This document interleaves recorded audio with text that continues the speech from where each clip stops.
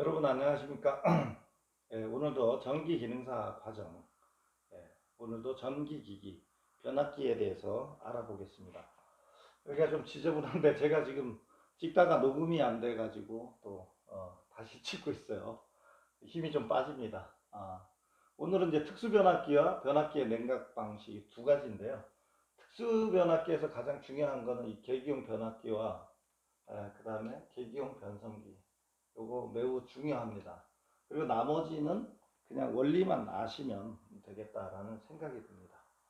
여러분 그냥 이름만 들어봤어 이 정도 하시면 될 것 같고요. 그래서 단권 변압기에 대해서 먼저 말씀을 드리면 단권 변압기는 1차 권선과 2차 권선의 일부를 1차 권선, 2차 권선의 일부를 공통으로 사용해요. 근데 여기 같은 경우는 지금 1차가 전압이 낮고 2차가 전압이 높은 경우인데 중간에 이제 연결을 했죠. 그래서 여기 보면 이제 가는 횟수가 높으면 전압도 높아지잖아요. 그래서 V2가 높고 V1은 낮죠.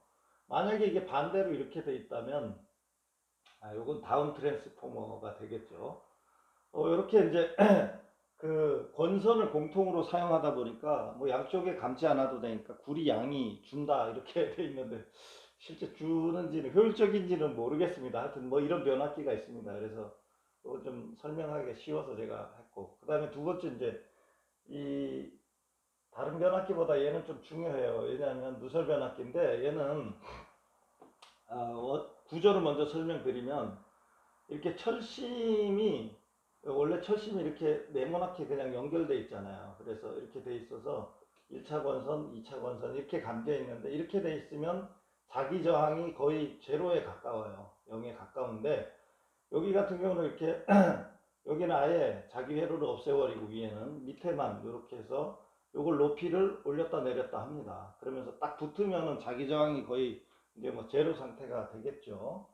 근데 이게 떨어지면 공기는 자기 저항이 크기 때문에 여기로 자기 저항이 크게 돼서 자기 저항이 이제 크게 되는 거죠. 그래서 자기 저항을 조정하는 게 누설 변압기예요. 그래서 뭐가 누설되냐? 자속이 누설되는 거예요. 그래서 누설 변압기다. 그럼 이런 변압기를 어디에 쓰냐? 용접기에 쓴다라는 겁니다. 우리가 용접할 때 보면 막 아까 일어났는데 잘못하다가 탁 갖다 초보자들 같은 경우에 용접하다 딱 갖다 대면은 처음에 딱 녹아가지고 그게 녹아서 철판에 붙어버리죠. 그래서 이게 막 떼도 잘 안 떼지는 경우가 있는데 그러면 정기적으로 보면 그런 상태가 뭐냐면 합선 상태거든요. 합선 단락 상태인데 그러면 전류가 무한대로 흘려야 되죠. 그 저항만큼. 근데 이 자기 저항 때문에 이 권선을 권선 저항의 몇 배가 되는 자기 저항 때문에 전류가 계속 그렇게 무한대로 커지지는 않는다 이런 변압기입니다. 그래서 요즘은 이제 우리가 그 형광등 같은 거 이렇게 잘 안 하지만 형광등이 뭐 이제 거의 사라져 가는데 옛날에는 형광등이 이제 램프가 이렇게 있으면 여기 이제 코일이 있고 여기 또 코일이 있고 여기 이제 형광 물질이 꽉 차 있어요. 그래서 이렇게 됐는데 여기에 이제 스타트 담화가 있는데 그리고 전원은 이렇게 공급이 되죠. 플러스 마이너스 이렇게 공급이 되는데 스타트 담화를 순간적으로 합선을 시킵니다. 그러면 이제 전류가 좀 많이 흐르겠죠. 평상시보다. 그래서 이 코일에 전류가 많이 흐르니까 열이 나고 이 열이 많이 흐르면 그 다음에 방전이 개시가 돼요. 그러면 방전이 개시가 되면 이제 또 잘라주죠. 그래서 스타트 전구가 불이 깜빡깜빡. 옛날 기억을 하시는 분들도 있겠지만 그렇게 되면 뭐 여기 플러스에서 전화가 나가서 마이너스로 이렇게 들어오는 이런 회로가 구성이 됩니다. 그래서 옛날에 이게 상당히 중요했죠. 용접기도 중요하고 뭐 또 굉장히 중요한데요. 여러분들도 이거 중요하게 생각을 하실 필요성이 있을지 모르겠어요. 이런 변압기가 있었다. 옛날에는 시험 문제 아주 잘 나올 수도 있는 그런 요소가 있었다라는 것을 설명드리고요. 그 다음에 이제 삼권선 변압기, 그 다음에 삼상 변압기 이렇게 있는데, 뭐 삼상 변압기 이게 뭐 갑자기 삼상 변압기랑 무슨 상관이냐? 삼상 변압기가 어떻게 생겼냐면 책에 보면 나옵니다. 이렇게 이렇게 이제 위에는 Y자로 생겨가지고 Y자로 이렇게 생겼죠. 그리고 이제 여기 밑으로 내려가는 이렇게 저기가 있죠. 이렇게 생겨가지고 코일을 이렇게 감아갖고 A상, B상, 뭐 C상 이런 식으로 이런 모양을 삼상 변압기라고 하고요. 3건선 변압기는 뭐냐면 철심이 이렇게 돼 있어요. 그래서 A상 여기다 감고 B상 여기다 감고 C상 여기다 감는 거. 이런 변압기가 있는데 뭐 이렇게 철심 양이 좀 준다 뭐 이런 뭐 장점이 있는데 뭐에 쓰는지는 저도 잘 모르겠고 그렇게 중요하지는 않다라는 생각이 들고요. 자, 그래서 이제 변압기, 특수 변압기 중에서 이제 별로 중요하지 않은 거요. 이렇게 조금 나 이런 거 봤어. 그것까지만 하시고 더 공부하시고 싶은 분은 책 보시고 또 기사 준비하시면 될 것 같고요. 자, 오늘의 하이라이트 계기용 변압기와 계기용 변류기입니다. 계기용 변압기는 변압기인데 어떤 변압기냐면 계기에 사용하기예요. 어떤 경우에 계기용 변압기가 필요하냐면 아주 전압이 높은 경우에요. 76,500V 우리나라 최고 전압이죠. 여러분들 상상이 안 되시죠? 철탑의 제일 하단 높이 기준인데 보통 뭐 60m 낮은 게 그렇습니다. 신태백 변호소 가는데 보면 아주 높은 변압기는 뭐 90m, 저기 철탑은 하단선이 90m. 그래서 제일 꼭대기까지 올라가면 한 120m 이렇게 됩니다. 저도 한번 올라가 봤는데 한참 걸립니다. 그렇게 높은 전압을 측정을 어떻게 하겠어요? 변압기를 이용해서 미리 변압기를 거기다 설치를 하고 그 다음에 이제 2차를 갖고 와야 되겠죠. 근데 2차, 이 고전압을 측정을 하는데 2차를 저전압 110V로 픽스되어 있습니다. 110V 굉장히 중요해요. 이렇게 해서 변성하는 거를 계기용 변압기 또는 계기용 변성기 이렇게 하는데 어디에 주로 사용하냐? 일단 뭐 전압을 측정하는 데도 사용합니다. 전압을 왜 측정하냐? 뭐 여러 가지 이유가 있죠. 전력량을 측정하기 위해서 전압을 측정하는 경우도 있지만 여기 OVR이라고 그랬어요. 여기 OVR은 과전압 계정기. O가 오버 넘었다. 볼테지가 넘었다. R은 릴레이입니다. 그래서 뭐 릴레이는 그냥 제가 전에 뭐 보여드리기도 했는데 릴레이는 붙었다 떨어졌다 하는 그런 역할을 하는데 이제 계전기로 이제부터는 불러주십시오. 그래서 오버 볼테이지 릴레이, 그러니까 전압이 너무 올라가면 안 돼, 낮춰야 돼 라고 이제 얘기해 주는 거보다 요거를 쓰거나 그 다음에 UVR, VR은 같죠. 볼테지 릴레이인데 U는 언더 볼테지입니다. 언더 볼테지 릴레이, 저전압 계전기. 요런 이제 계전기로 사용하거나 측정용 계기의 전원을 위해서 쓰는 거다. 그래서 이제 이거는 뭐 일반 변압기랑 똑같아요. 권수비 A가 있고 그 다음에 이제 권수비는 뭐 똑같죠. N2분의 N1은 E2분의 E1인데 E2는 항상 110이다. 근데 여기는 어떻게 될까요? 뭐 76,500V 했으면 76,500V, 76만 5,000V죠. 그 다음에 뭐 154,000V에 쓰면 154,000V가 될 거고요. 이렇게 됩니다. 그렇게 되고요. 자, 그 다음에 이제 PT를 이용해서 전압 측정을 할 때는 어떻게 하냐면 삼선식을 PT 2대를 가지고 측정하는 경우는 이제 V결선으로 해서 이렇게 하는데 요런 경우에는 이제 뭐 Y결선으로 이렇게 돼 있으면 이렇게 해가지고 이렇게 해서 이제 델타도 마찬가지죠. 이렇게 이제 해가지고 PT를 해가지고 이렇게 이제 2대 가지고 전압을 측정하는데 요거는 어떨 때 하냐면 이게 삼상의 부하가 평등 부하일 때는 이제 V결선으로 측정해도 무리가 전혀 없습니다.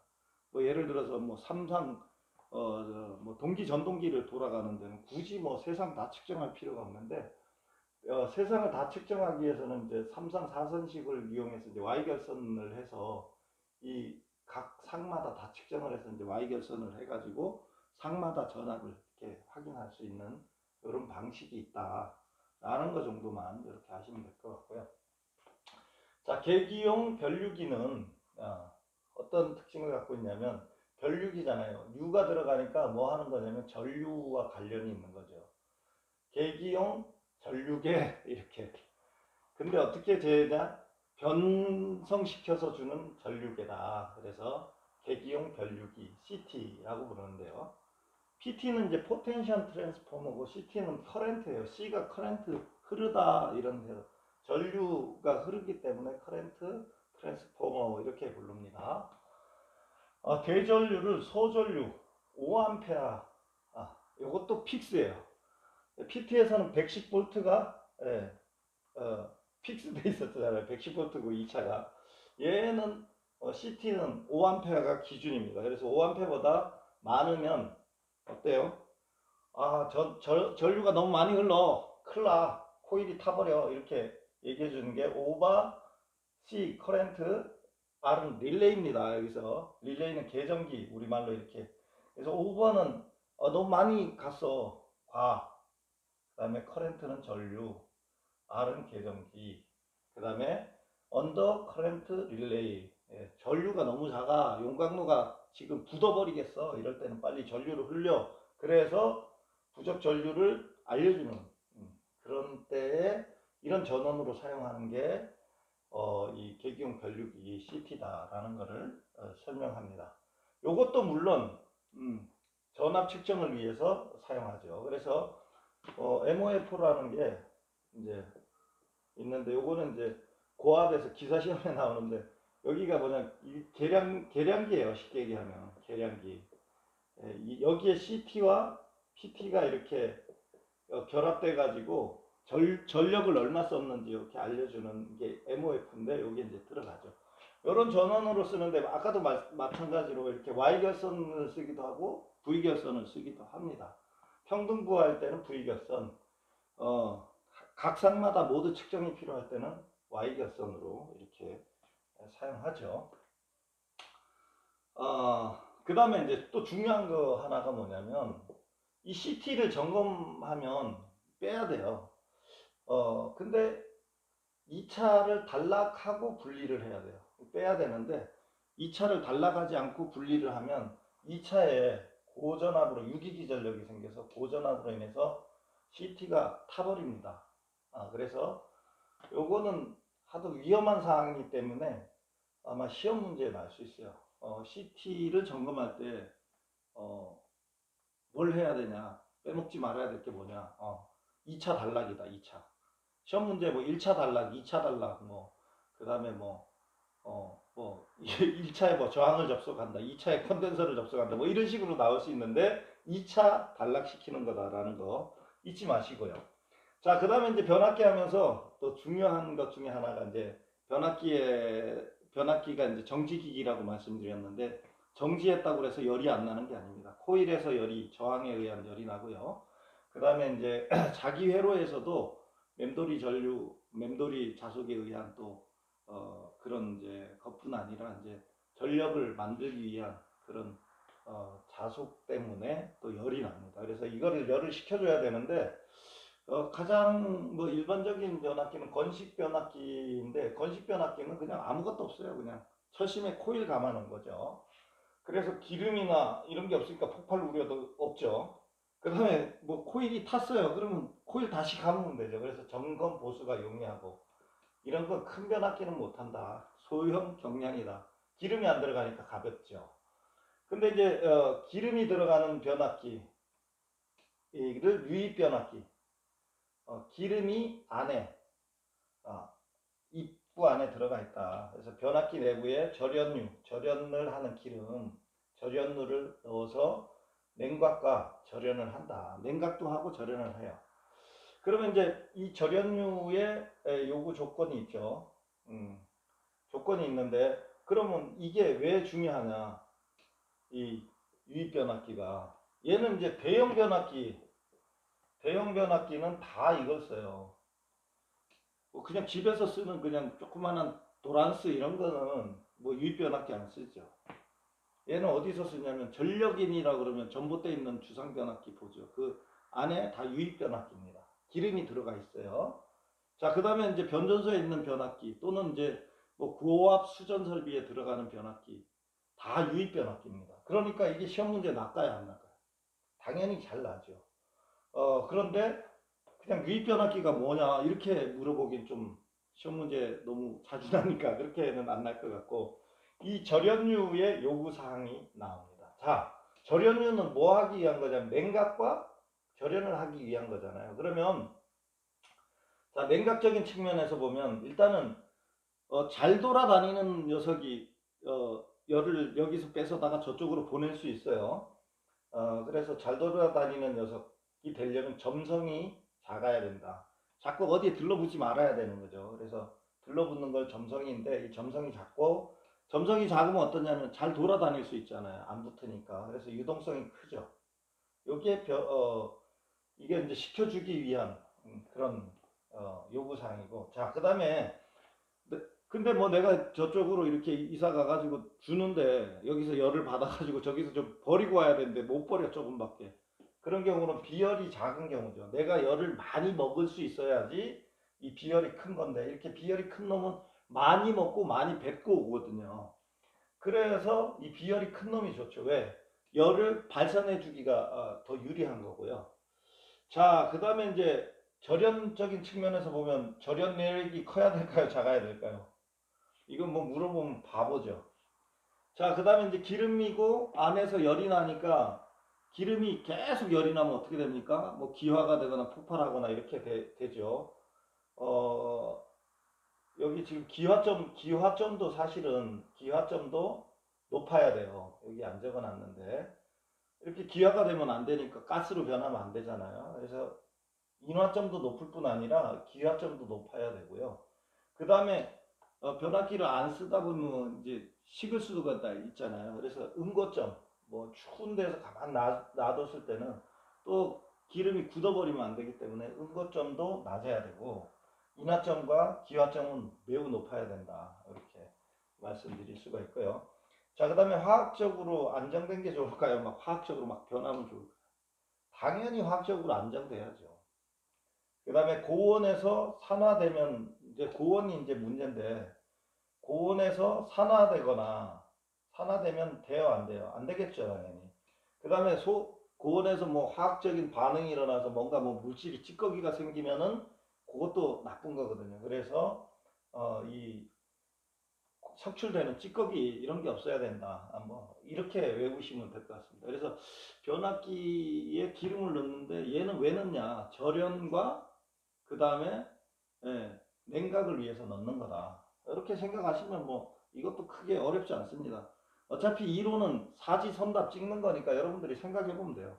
벼락기 절연류 문제 나왔어. 이거 안 외워도 그냥 읽어보면 알죠. 예를 들어서 점성이 크다, 작다. 점성은 뭐야? 붙는 성질인데 이렇게 생각해 보세요. 그래가지고 이런 거 찍어도 그냥 안 외워도 찍으시면 됩니다. 찍어도 되는데 하여튼 그렇게 하고요. 자, 그 다음에 이제 몰드형 변압기가 있어요. 이건 뭐 크게 중요한 것 같지 않습니다. 왜냐면 얘가 중요하고요. 그 다음에 건식, 건식 아까 처음에 설명드렸는데 건식이 중요하죠. 왜? 이거 그냥 작은 변압기에 많이 쓰고 얘는 대형 변압기에 많이 쓰고 얘는 뭐야 도대체? 변압기 내부에 에폭시는 이게 플라스틱이에요. 쉽게 얘기하면. 그래서 요게 그 불에 잘 안 타고 에폭시로 꽉 채워가지고 그냥 플라스틱이 꽉 차 있죠. 그러니까 어떻게 했어요? 안 흔들리죠. 내진동, 내진에 강하겠죠. 그 다음에 이제 물도 안 들어가죠. 자, 보수 쉬울까요? 어려울까요? 플라스틱으로 꽉 차 있는 거 그거 다 떼어내고 어떻게 보수해요? 보수가 매우 어렵죠. 자, 그 다음에 이제 이제 에폭시가 절연도 해주니까 절연 신뢰도는 높아요. 그리고 대형에는 쓰기가 좀 어렵다. 요거는 뭐 이게 뭐 이렇게 비싼데 그래 가격이 비싸겠죠. 당연히 에폭시 넣고 뭐 봉입하고 뭐 하려면 몰드형 변압기 다 외우셨죠. 자, 그다음에 이제 기타 방식에 대해서 이렇게 얘기하면 이제 요거 기사 시험에는 사실 조금 자주 나오는데 이 기사 시험에 나오는데 나올지도 몰라요. 유입된 변압기와 그냥 건식 있잖아요. 유입 기름이 이제 기름 U자를 쓰는 건데 기름이 들어간 변압기와 그냥 안 들어간 공기 중에 있는 변압기 두 가지인데 기름을 넣고도 이게 열이 안 식어요. 예. 그냥 일반적인 게 잔행식 자기 스스로 냉각시키는 게 잔행식이죠. 건식 잔행식, 유입 잔행식 이렇게 있고요. 자, 이제 잔행식으로 안 되겠어, 도저히. 그래서 어떻게 하냐면, 거기다가 바람을, 라지에타 같은 걸 만들어가지고, 바람을 막 뿌려줍니다. 지금 이제 뭐 15만 4천 볼트 정도의 변압기에는 다 이 유입 풍냉식입니다. 그래서 이 기름을 돌려요. 돌리는데 라지에타가 있습니다. 그래서 거기 라지에타에 그 선풍기가 있어갖고 바람을 막 뿌려주거든요. 이렇게 하는데 그렇게 해도 좀 더 식혀야 되겠다. 그러면 이제 그 물 배관을 해가지고 물도 이렇게 돌려줍니다. 그래서 세 가지 이렇게 하는 게 있고요. 그 다음에 이제 건식도 잔행식이 대부분이겠죠. 그 다음에 풍냉식은 사실은 이게 좀 그래요. 잘 안 쓰고. 순행식, 이것도 수도 배관까지 하려면 얼마나 힘드니까. 이런 건 안 쓴다. 그래서 유입 잔행식, 풍냉식, 순행식, 건식은 잔행식이다. 거의 이렇게 사용한다라는 거를 여러분들 아시고, 뭐, 이게 뭐 변압기에서 상당히 중요한 부분이죠. 예. 그 다음에 이제, 다음 시간에는 이제 변압기의 보호 방식에 대해서 이렇게 배워보도록 하겠습니다. 그래서 변압기의 보호 방식 하면 아마 거의 이제, 끝날 것 같아요. 예. 변압기의 보호 방식 이렇게 해서 예, 하면, 변압기까지 끝납니다. 그 다음에 진짜 제가 전기 기기를 좀 건너뛰겠다 그랬는데 농용 전동기는 좀 유도 전동기는 좀 건너뛰고 바로 전기 설비로 들어가면 좋겠다 이런 생각도 듭니다. 제가 여러분에게 강의를 하지만 들으시고 이거를 두 번, 세 번 반복해서 자기 책 펴놓고 정리하세요. 노트 펴놓고. 그래서 자기 걸로 만든 다음에 반복을 하시고 그렇게 끝나면 안 돼요. 바로 여기 있는 문제, 여기 기출 문제 있죠. 한 100문제 있는데 그걸 한 두 번, 세 번 보셔야 됩니다. 그리고 제일 마지막으로는 뭘 하셔야 되냐면 이제 관연도 문제를 다 풀어보시면 거의 다 뭐 합격하실 거예요. 그래서 그렇게 공부하시고 하여튼 여러분 힘들지만 화이팅 하시고 건강 유의하시기를 바라겠습니다. 오늘 여기까지 하겠습니다. 경청해 주셔서 감사합니다.